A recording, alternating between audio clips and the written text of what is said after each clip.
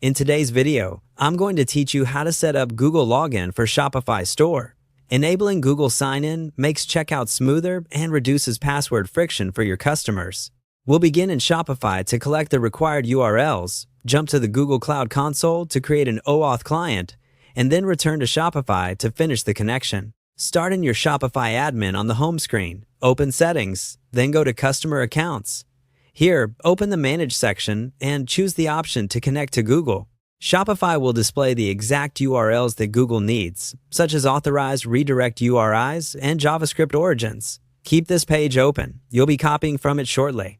Accuracy matters here. These URLs must match exactly, including protocol, slashes, and any trailing characters. Now switch to the Google Cloud Console. Go to APIs and Services and create a new project for your store. Give it a clear name so you can recognize it later, and make sure the new project is selected at the top before continuing. In the left menu, open the OAuth section and complete the consent screen setup. Fill in the required fields and save.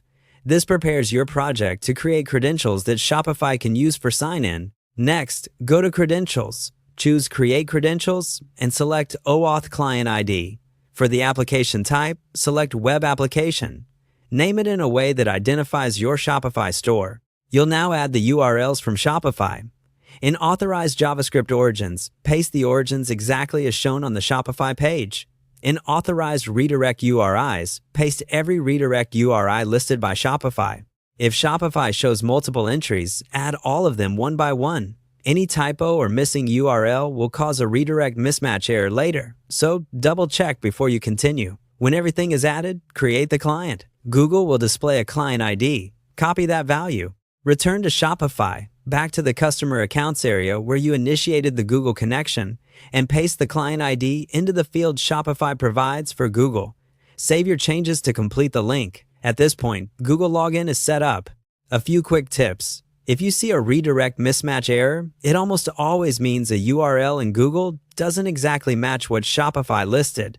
So compare character by character. Ensure you're working in the correct Google project. If you change your store domain or add custom domains later, remember to update the URLs in Google to keep sign-in working. That's it. Your Shopify store now supports Google Login, giving customers a faster, more secure way to sign in.